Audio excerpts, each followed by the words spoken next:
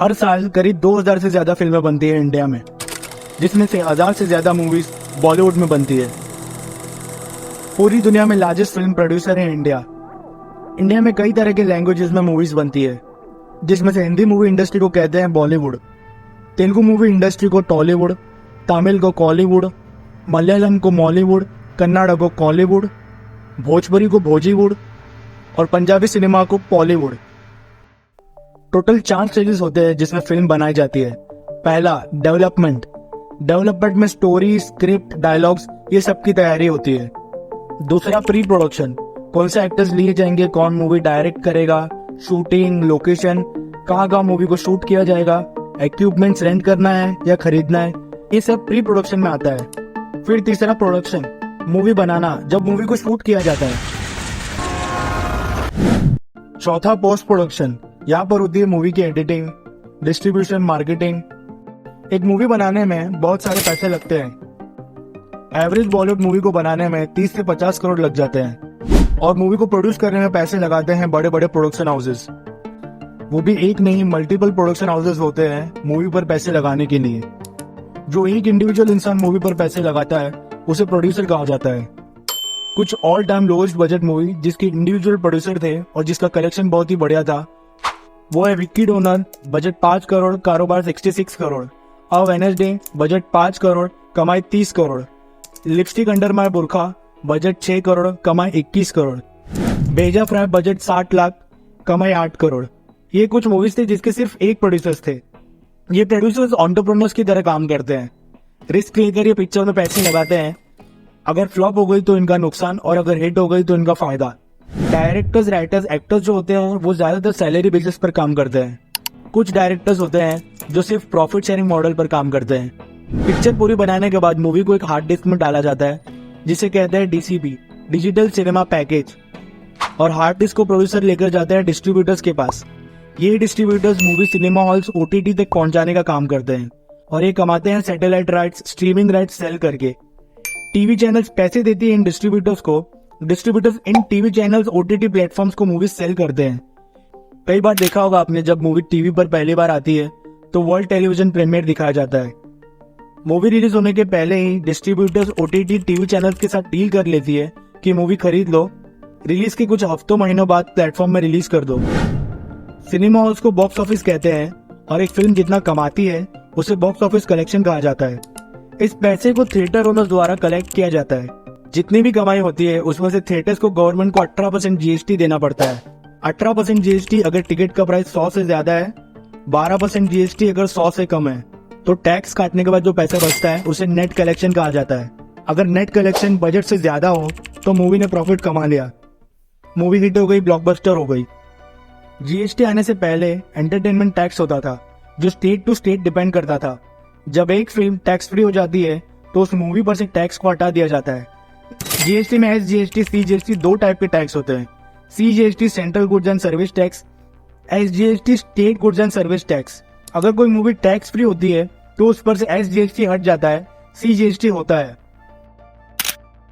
OTT platform पर सरकार कोई टैक्स चार्ज नहीं करती और ना कोई मूवी सर्टिफिकेट दिया जाता है CBFC द्वारा। कई बार प्रोड्यूसर्स और डिस्ट्रीब्यूटर्स अलग अलग होते हैं। इनके बीच डील 3 तरह से हो सकती है। पहला, मिनिमम गारंटी रॉयल्टी। डिस्ट्रीब्यूटर एक मिनिमम गारंटीड रॉयल्टी पेमेंट करता है प्रोड्यूसर को।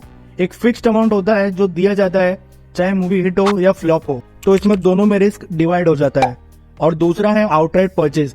इसमें प्रोड्यूसर कंप्लीटली मूवी बेच देता है डिस्ट्रीब्यूटर को। अगर फिल्म पैसे कमाएगी तो डिस्ट्रीब्यूटर को फायदा होगा और अगर मूवी फ्लॉप हुई तो लॉस डिस्ट्रीब्यूटर का, वो झेलेगा लॉस। इसमें प्रोड्यूसर सेफ होता है, उसे फिक्स्ड अमाउंट मिलता है डिस्ट्रीब्यूटर से। सलमान खान की फिल्म ट्यूबलाइट 7 साल पहले रिलीज हुई। इस मूवी से होप काफी हाई थे डिस्ट्रीब्यूटर के, मगर इसकी कमाई करीबन 110 करोड़ थी। डिस्ट्रीब्यूटर को काफी लॉस हुआ इस मूवी पर, तो ये देखकर सलमान खान ने 30 करोड़ रुपए रिटर्न दिए थे डिस्ट्रीब्यूटर्स को। तीसरा तरीका बड़ा कॉमन है। प्रोड्यूसर्स अपनी मूवी डिस्ट्रीब्यूटर्स को देते हैं और डिस्ट्रीब्यूटर को कमीशन मिलता है, उसे प्रॉफिट में से कमीशन दिया जाएगा। इसमें रिस्क ज्यादातर प्रोड्यूसर पर होता है। बहुत सारे प्रोडक्शन हाउसेज जो कि खुद डिस्ट्रीब्यूटर्स भी हैं, वो है Red Chillies, Yashraj, Dharma Productions, UTV Motion Pictures, Eros International. पिक्चरों में गाने भी होते हैं। ये गाने एज म्यूजिक राइट्स सेल किए जाते हैं।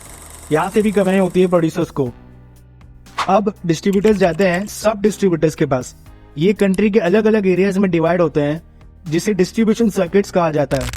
सब डिस्ट्रीब्यूटर्स अरेंज करते हैं कि मूवीज को इन थिएटर्स में पहुंचाया जाए, दिखाया जाए, और ये सब डिस्ट्रीब्यूटर्स थिएटर ओनर्स यानी एग्जीबिटर्स के साथ डील करते हैं। ये कितना रेवेन्यू शेयर करेंगे डिपेंड करता है कि कितनी स्क्रीन में मूवी दिए जाएंगे। थिएटर्स दो तरह के होते हैं, सिंगल स्क्रीन और मल्टीप्लेक्सेस। सिंगल स्क्रीन थिएटर्स 25:75 के रेशियो में काम करते हैं। जितना भी प्रॉफिट होता है 25% सिंगल स्क्रीन थिएटर्स रखती है और 75% जाता है सब डिस्ट्रीब्यूटर्स के पास। सब डिस्ट्रीब्यूटर्स के पास जो शेयर अमाउंट होता है उसमें से कुछ अमाउंट जाता है डिस्ट्रीब्यूटर्स और प्रोड्यूसर्स के पास। डिपेंड करता है इनकी डील्स पर। दूसरे तरह के थिएटर्स होते हैं मल्टीप्लेक्सेस। धीरे धीरे मल्टीप्लेक्सेस बढ़ते ही जा रहे हैं और सिंगल स्क्रीन की डिमांड कम होती जा रही है। इन मल्टीप्लेक्सेस के टिकट प्राइसेस सिंगल स्क्रीन से ज्यादा होते हैं और यहाँ एग्जीबिटर्स और डिस्ट्रीब्यूटर्स का रेशियो अलग होता है। हर हफ्ते चेंज होते रहते हैं। पहले हफ्ते 50-50%, दूसरे हफ्ते 60-40% और तीसरे हफ्ते 70-30%। डिस्ट्रीब्यूटर का शेयर हफ्ते दर हफ्ते कम होते जाता है और ज्यादातर फिल्मों का बिजनेस पहले हफ्ते ही ज्यादा होता है, बाद में धीरे धीरे कम हो जाता है। आमिर खान की फिल्म ठग्स ऑफ हिंदुस्तान का बजट करीबन 250 करोड़ था, पर कमाई इस फिल्म की पूरे थिएट्रिकल रन में थी सिर्फ 140 करोड़। फिर बाद में एकदम से गिर चुके थे नंबर्स। ऐसे ही कुछ मेगा बजट मूवीज जो फ्लॉप रही वो है 83, बजट करीब 250 करोड़, कमाई 100 करोड़। लाल सिंह चड्ढा, बजट 200 करोड़, कमाई 50 करोड़। पृथ्वीराज, बजट 300 करोड़, कमाई 65 करोड़। जीरो, बजट करीबन 270 करोड़, कमाई 100 करोड़। कलंक, बजट 140 करोड़, कमाई 75 करोड़। इस वजह से कुछ एक्टर्स प्रोड्यूसर्स के साथ डील करते हैं कि उन्हें प्रॉफिट में हिस्सा दिया जाए, वो सैलरी नहीं लेंगे। उन्हें पता होता है कि फिल्मों के बिजनेस में ज्यादातर ऑडियंस एक्टर्स को देख कर ही आती है, इसलिए आमिर खान अपनी फिल्मों में कोई सैलरी नहीं लेते। वो जीरो सैलरी पर काम करते हैं। वो प्रॉफिट शेयर लेते हैं मूवी में अगर पिक्चर चल पड़ी, उसमें से 50 से 75% प्रॉफिट उनका। पिछले साल शाहरुख खान की पिक्चर आई थी पठान। उस मूवी का वर्ल्ड वाइड बिजनेस 1000 करोड़ से ज्यादा था, मगर शाहरुख खान ने मूवी के लिए कोई सैलरी नहीं ली थी। उनका यशराज से डील था 50-50% प्रॉफिट शेयर लेंगे और 1000 करोड़ में से करीबन 400 करोड़ का प्रॉफिट था यशराज का, और डील के मुताबिक शाहरुख खान ने लिए 200 करोड़। तो इस तरीके से काम करता है फिल्मों का बिजनेस मॉडल। वीडियो पसंद आए तो सब्सक्राइब, लाइक, शेयर जरूर कीजिएगा। मिलते हैं अगली वीडियो में।